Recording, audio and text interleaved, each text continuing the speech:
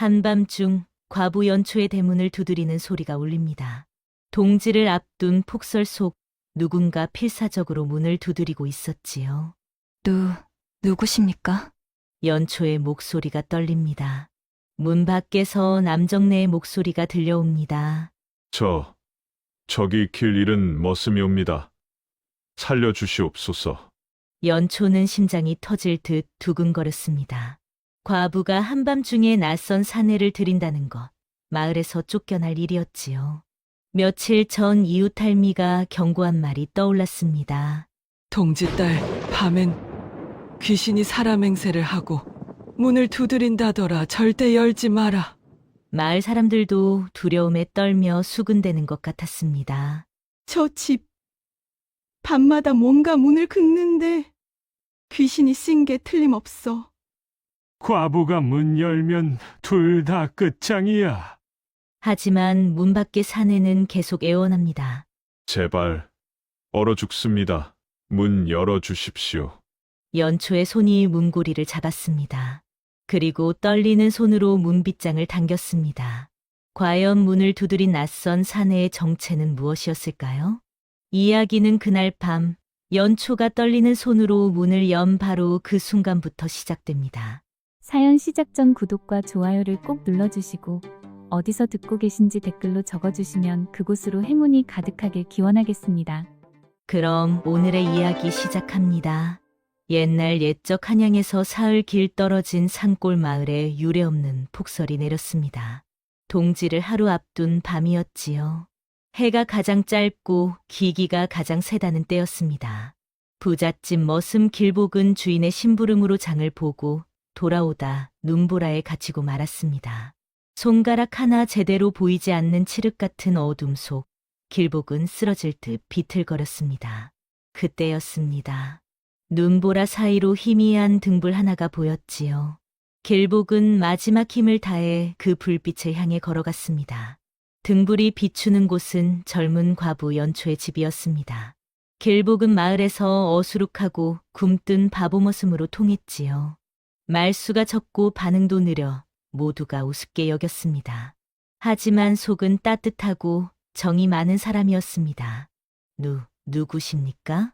연초가 떨리는 목소리로 물었습니다. 문 밖에서 길복이 더듬거리며 대답했지요.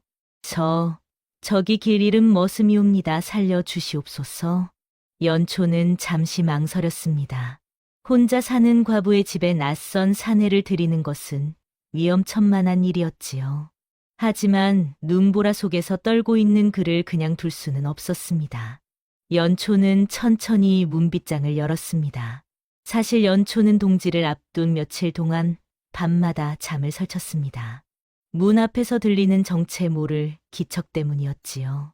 스르륵 무언가 문을 더듬는 소리가 들렸습니다. 이웃 만득할미는 며칠 전 경고했습니다. 동지딸은 한 맺힌 귀신이 집을 더듬는다고 하네. 특히 혼자 사는 집이라면 더더욱 조심해야 해.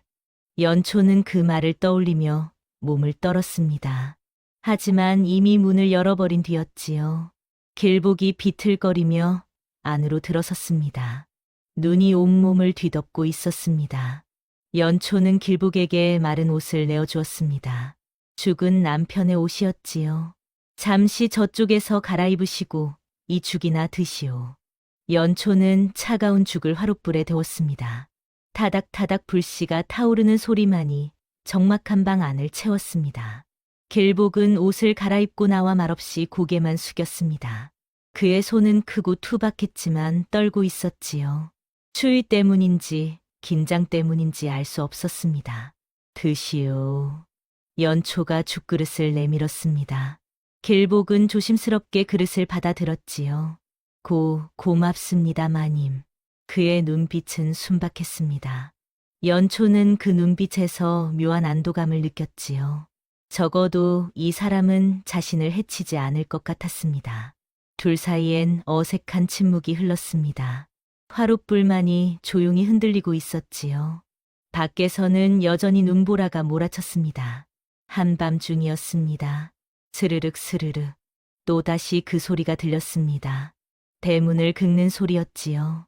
연초는 얼굴이 하얗게 질렸습니다. 길복은 느린 걸음으로 일어나 문 앞으로 다가갔습니다. 누구요? 길복이 느릿하게 물었습니다. 하지만 대답은 없었지요. 그저 스르륵 스르륵 소리만 계속될 뿐이었습니다. 길복은 조심스럽게 문을 열었습니다. 밖에는 아무도 없었습니다. 텅 빈 눈밭뿐이었지요. 하지만 이상한 점이 있었습니다. 기괴한 발자국이 집 주변을 원처럼 빙빙 돌고 있었습니다. 마치 누군가 집을 맴돌며 관찰한 것 같았지요. 연초는 겁에 질려 떨었습니다. 저게 뭡니까? 저 발자국은. 길복은 눈밭의 발자국을 한참 들여다보았습니다. 그리고는 천천히 문을 닫았지요. 마님 걱정 말아요. 나 여기 있으니. 그의 말투는 서툴렀지만 목소리는 묵직했습니다. 길복은 느릿한 손길로 문지방을 단단히 고정했지요. 그리고 창호지마다 나무 덧문을 단단히 걸어 잠갔습니다. 이러면 안전할 거예요. 연초는 길복의 모습을 바라보았습니다. 비록 말은 느리고 행동도 굼뜨지만 그의 눈빛에는 묵직한 무언가가 담겨 있었지요. 연초의 마음속에 작은 온기가 피어났습니다. 남편이 죽은 뒤 처음으로 느끼는 안도감이었습니다. 고맙습니다. 길복은 수줍게 고개를 끄덕였습니다. 그리고 화롯불 옆에 앉아 밤새 잠들지 않고 집을 지켰지요. 다음 날 아침 눈은 여전히 내리고 있었습니다. 길복은 집을 나서려 했지만 길이 완전히 막혀 있었지요. 어쩔 수 없이 하루 더 머물기로 했습니다. 연초는 이웃집에 곡식을 빌리러 갔습니다. 그곳에서 마을 안악들이 수군거리는 소리를 들었지요. 올해 동지는 귀신의 기운이 강하다더라. 특히 과부집만 골라 맴돈다던데. 연초네 집도 조심해야 할 텐데. 연초는 얼굴이 하얗게 질렸습니다. 집으로 돌아온 연초는 길복에게 마을 사람들의 말을 전했지요. 길복은 눈빛을 가늘게 모으며 낮게 중얼거렸습니다. 동지라 더 가까이 온 거네요. 연초는 놀라 길복을 바라보았습니다. 평소의 어눌한 모습과는 다른 뭔가를 알고 있는 듯한 표정이었지요. 길복이 무슨 뜻이요? 아닙니다. 저도 그냥 들은 소문이. 길복은 다시 바보 모습의 표정으로 돌아갔습니다. 하지만 연초는 이미 이상함을 느끼기 시작했지요. 그 다음 날 아침이었습니다. 연초가 일어나 대문을 열었을 때 기괴한 광경이 펼쳐졌습니다. 연초의 집신 한 짝이 사라져 있었던 것입니다. 눈 위에는 누군가 집신 한 짝을 질질 끌고 간 흔적이 남아 있었지요. 그 흔적은 집에서 멀리 산 쪽으로 이어져 있었습니다. 이게 무슨... 연초는 온몸에 소름이 돋았습니다. 길복이 천천히 다가와 눈 위의 흔적을 살폈습니다. 한참을 들여다보던 길복이 입을 열었습니다. 이건 짐승 아니에요. 그럼 뭡니까? 사람 걸음이에요. 하지만 이상해요. 길복은 굼뜨지만 정확하게 말했습니다. 발자국 간격이 한쪽으로 기울어져 있어요. 마치 한 발로만 걷는 것처럼. 연초는 등골이 서늘해졌습니다. 한 발로만 걷는다니 그건 사람이 아니라는 뜻이 아닙니까? 연초는 길복을 유심히 바라보았습니다. 평소 바보 모습이라 불리던 그가 발자국의 깊이, 간격, 기울기까지 분석하고 있었던 것입니다. 길복이 그대는 어찌 그런 것까지 알아보? 길복은 당황한 듯 손을 휘저었습니다. 아닙니다. 저는 그냥 눈으로 본 것뿐. 하지만 연초는 확신했습니다. 이 사람은 보통 머슴이 아니라는 것을 말이지요. 길복의 눈빛이 달랐습니다. 평소 멍하고 느려 보이던 그 눈이 지금은 날카롭고 관찰력 있는 눈으로 변해 있었습니다. 길복이, 혹시 그대는... 연초가 묻으려는 순간 길복은 다시 멍한 표정으로 돌아갔습니다. 마님 배고파요. 밥 주세요. 연초는 더 이상 묻지 못했습니다. 하지만 그녀의 마음속에는 작은 의문이 싹트기 시작했지요. 이 사람의 정체는 무엇일까? 왜 바보인 척하고 있는 것일까? 그리고 왜 하필 이 집에 온 것일까? 폭설은 나흘째 계속되었습니다. 길은 완전히 끊겼고 길복은 계속 연초의 집에 머물게 되었지요. 연초는 처음엔 불안했습니다. 하지만 시간이 지나면서 길복에 대한 경계심이 조금씩 풀렸습니다. 길복은 말없이 장작을 패고 눈을 치우고 무너진 담장을 고쳤습니다. 느리지만 정확하게 일을 해냈지요. 길복이 이제 그만 쉬시오. 무리하면 몸을 상하오. 괜찮습니다. 마님 이 정도는 할 수 있어요. 저녁이면 둘은 함께 밥을 먹었습니다. 처음엔 어색했지만 시간이 지나면서 자연스러워졌지요. 연초는 길복과 이야기를 나누며 서서히 마음의 빗장을 열기 시작했습니다. 저는 남편을 잃은 지 1년이 되었습니다. 그 뒤로 계속 혼자였지요. 길복은 조용히 고개를 끄덕였습니다. 외로우셨겠어요, 마님. 연초는 남편을 잃은 뒤 처음으로 따뜻함을 느꼈습니다. 이 어눌한 머슴이 주는 온기가 가슴 한편을 데워주는 것 같았지요. 눈은 계속 내렸지만 방 안은 따뜻했습니다. 화롯불이 조용히 타오르고 두 사람의 그림자가 벽에 나란히 비쳤습니다. 새벽녘이었습니다. 연초는 이상한 소리에 잠에서 깼습니다. 뭔가 축축하고 불길한 소리가 들렸지요. 또. 연초는 떨리는 손으로 문을 열었습니다. 그리고 경악했지요. 집 뒤 눈밭에 붉은 피가 스며 있었습니다. 마치 누군가 피를 흘리며 걸어간 것처럼 길게 늘어져 있었지요.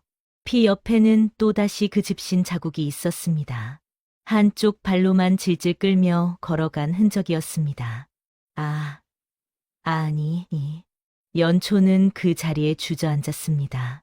온몸이 얼어붙는 것 같았지요. 길복이 뛰어나왔습니다. 그의 눈빛은 더 이상 바보 머슴의 것이 아니었습니다. 차갑고 깊은 관찰자의 눈이었지요. 길복은 무릎을 꿇고 피를 자세히 살폈습니다. 그리고 피 묻은 눈을 손가락으로 문질러 냄새를 맡았습니다. 이건 사람 피가 아니에요.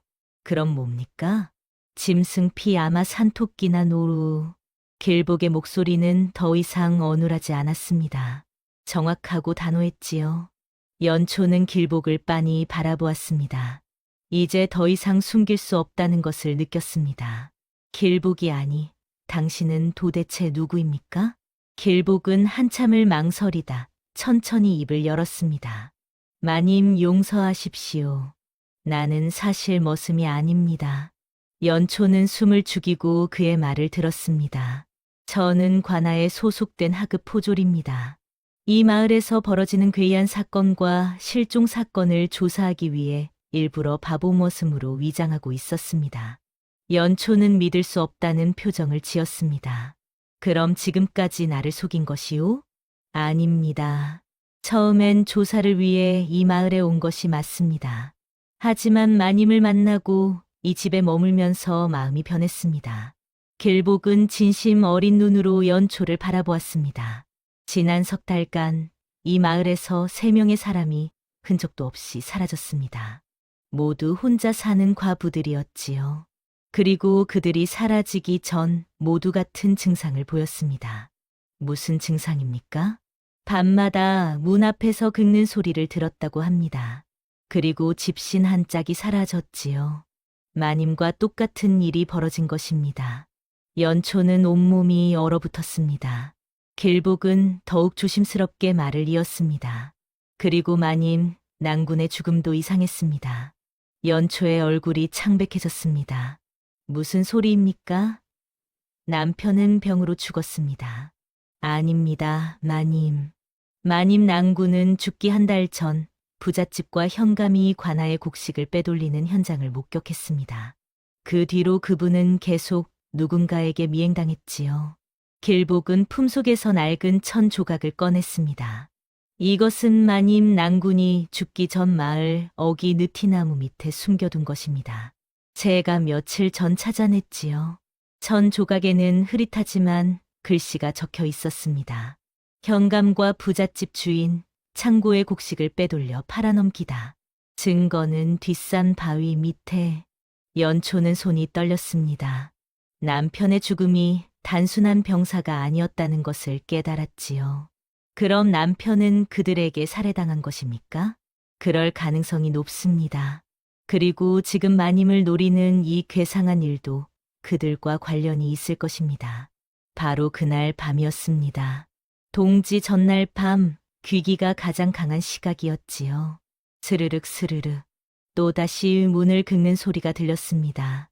하지만 이번엔 달랐습니다. 소리가 점점 커지고 있었지요. 길복은 칼을 빼들고 문 앞에 섰습니다. 연초는 그의 뒤에 바짝 붙어 떨고 있었습니다. 그때 창호지에 무언가의 그림자가 비쳤습니다. 사람의 형체였지요. 하지만 이상했습니다. 한쪽 발에만 집신을 신고 있었고 다른 한쪽 발은 맨발이었습니다. 저건 연초는 비명을 삼켰습니다. 그 형체가 너무나 익숙했기 때문입니다. 난군이십니까? 창호지 너머로 희미한 목소리가 들려왔습니다. 연초 나를 기억하오? 내가 남긴 것을 찾아주오. 그것은 연초 남편의 혼백이었습니다. 생전 남긴 단서와 원한을 전하려 동짓딸 귀기로 힘을 얻어 나타난 것이었지요. 집신 한 짝은 내가 가져갔소. 증거가 그 안에. 혼백의 말이 채 끝나기도 전이었습니다. 쾅쾅쾅. 대문을 두드리는 소리가 요란하게 울렸습니다. 관아의 명이다. 문을 열어라. 길복과 연초는 서로를 바라보았습니다. 현감의 군사들이 온 것이었지요. 이런, 벌써 눈치챘나. 길복은 재빨리 연초의 손을 잡았습니다. 마님, 뒷문으로 나가야 합니다. 지금 당장. 하지만 뒷문을 열자마자 그곳에도 군사들이 진을 치고 있었습니다. 포위당했습니다. 창호지 너머의 혼백은 점점 흐려지고 있었습니다. 동지가 지나가면서 귀기가 약해지고 있었던 것이지요. 난군, 아직 가시면 안 됩니다. 연초가 외쳤지만 혼백은 이미 거의 사라지고 있었습니다. 쾅! 대문이 부서지는 소리가 들렸습니다. 군사들이 안으로 밀고 들어오고 있었지요. 길복, 내 놈이 여기 있었구나. 현감이 비웃으며 들어왔습니다. 감히 관아의 일을 캐다니. 그리고 이 과부년도 남편이 남긴 것을 알고 있겠지? 모든 것이 무너질 듯했습니다. 군사들은 둘을 에워쌌고 혼백은 사라져가고 길복의 칼은 단 한 차루뿐이었습니다. 바로 그때였습니다. 현감, 어른, 잠시 기다리시오. 마을의 부잣집 주인이 들어왔습니다. 그는 상냥한 표정을 지으며 말했지요. 이 가련한 과부를 굳이 잡아갈 필요가 있겠소? 그저 무지한 여인일 뿐인데. 현감이 눈을 가늘게 떴습니다. 무슨 속셈이요? 이 여인을 내게 맡기시오. 내가 잘 타이르겠소. 그리고 남편이 남긴 것도 찾아내겠소. 연초는 부잣집 주인의 눈빛을 보고 온몸이 얼어붙었습니다. 그 눈빛은 탐욕으로 가득했지요. 길복이 외쳤습니다. 안 됩니다. 저자는 현감과 한패입니다. 하지만 현감은 비웃으며 말했습니다. 좋은 생각이군. 이 여자는 자네에게 맡기지. 대신 저 포졸놈은 내가 처리하겠네. 군사들이 길복을 붙잡으려 달려들었습니다. 연초는 비명을 질렀지요. 길복은 칼을 휘둘러 군사 둘을 물리쳤습니다. 마님, 제 뒤로. 하지만 군사들은 10명이 넘었습니다. 길복은 아무리 뛰어난 포졸이라 해도 이 많은 적을 상대할 수 없었지요. 바로 그 순간이었습니다. 쿵! 방 안의 촛불이 모두 꺼졌습니다. 사방이 칠흑 같은 어둠에 휩싸였지요. 무슨 일이냐? 현감이 소리쳤습니다. 그때 차가운 바람이 방 안을 휘몰아쳤습니다. 눈보라가 문틈으로 밀고 들어왔지요. 창호지에 다시 그 형체가 나타났습니다. 연초 남편의 혼백이었습니다. 내 아내를 건드리지 마라. 혼백의 목소리는 분노로 떨리고 있었습니다. 마지막 남은 힘을 다해 나타난 것이었지요. 군사들이 겁에 질려 뒤로 물러났습니다. 귀신이다. 도망쳐. 현감도 얼굴이 하얗게 질렸습니다. 부잣집 주인은 바들바들 떨며 벽에 등을 붙였지요. 혼백은 천천히 현감 앞으로 다가갔습니다. 내가 나를 죽였지, 독을 탄 약을 먹였지. 아니다. 나는 모른다. 현감이 비명을 지르며 도망치려 했습니다. 바로 그때 길복이 재빨리 움직였습니다. 혼백이 만든 틈을 놓치지 않은 것이지요. 길복은 현감의 뒤손깃을 붙잡았습니다. 그리고 그의 품을 뒤졌습니다. 있다. 길복은 낡은 장부 한 권을 꺼냈습니다. 곡식을 빼돌린 증거가 빼곡히 적힌 장부였지요. 이것으로 모든 것을 밝힐 수 있습니다. 현감이 발악했습니다. 놓아라. 내 놈이 감히. 하지만 이미 늦었습니다. 마을 사람들이 소란을 듣고 몰려왔던 것입니다. 저것이 무엇이냐? 현감이 곡식을 훔쳤다는 게 사실이었구나. 마을 사람들의 분노가 폭발했습니다. 현감과 부잣집 주인은 꼼짝없이 붙잡혔지요. 혼백은 연초를 바라보았습니다. 그의 눈에는 미안함과 사랑이 담겨 있었습니다. 미안하오, 그대를 혼자 두고 가서. 낭군. 연초는 눈물을 흘렸습니다. 이제 편히 가시오. 모든 것이 밝혀졌습니다. 혼백은 희미하게 미소 지었습니다. 그리고 천천히 흩어져 사라졌지요. 동지가 지나고 해가 떠올랐습니다. 현감과 부잣집 주인의 죄는 모두 밝혀졌습니다. 길복이 찾아낸 장부에는 3년 동안 빼돌린 곡식의 양이 정확히 기록되어 있었지요. 그리고 연초 남편이 뒷산 바위 밑에 숨겨둔 또 다른 증거도 발견되었습니다. 이것은 길복은 바위 밑에서 집신 한 짝을 발견했습니다. 연초 남편이 혼백으로 가져간 바로 그 짝이었지요. 집신 속에는 작은 천 조각이 숨겨져 있었습니다. 거기에는 현감과 부잣집 주인이 독약을 구입한 증거가 적혀 있었습니다. 낭군께서 이 모든 것을 미리 준비해 두셨구나. 연초는 눈물을 흘렸습니다. 남편은 자신이 위험에 처한 것을 알고 미리 증거를 남겨둔 것이었습니다.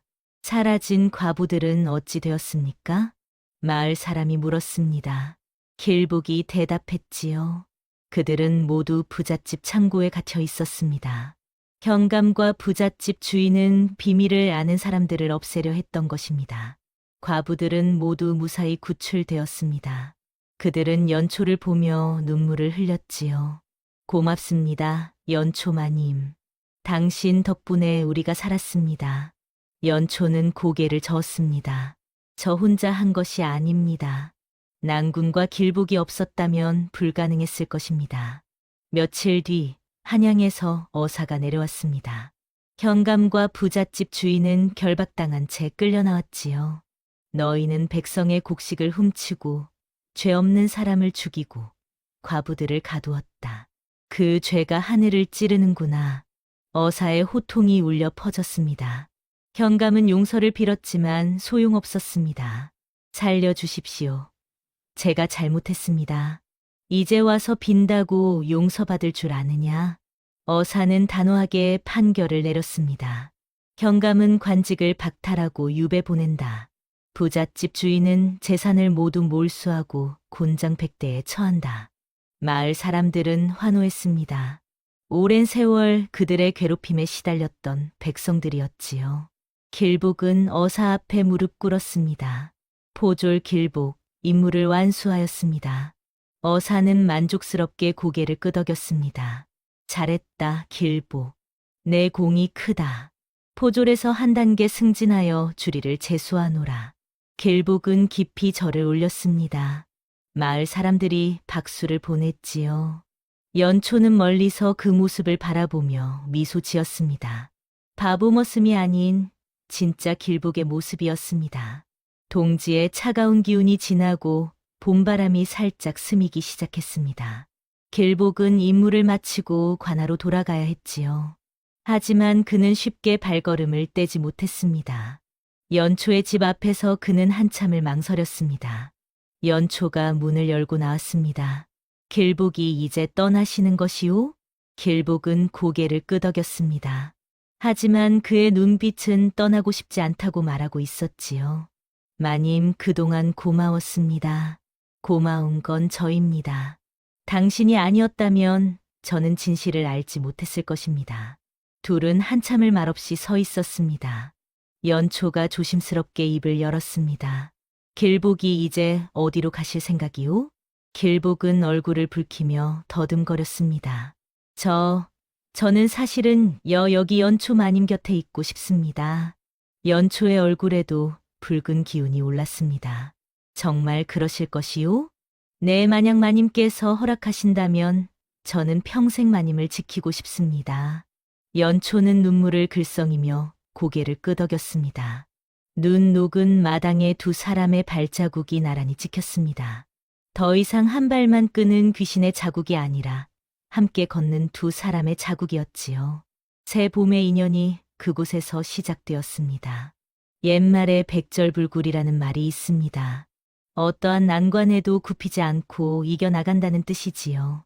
연초와 길복은 귀신의 원한도 악인들의 음모도 모두 이겨냈습니다. 진실은 결국 드러나고 악은 반드시 벌을 받는 법입니다. 그리고 진심으로 서로를 아끼는 마음은 그 어떤 시련도 이겨낼 수 있습니다. 다음 영상을 빠르게 만나보시려면 좋아요와 구독을 눌러주세요. 그럼 더 재미있는 영상으로 찾아뵙겠습니다. 감사합니다.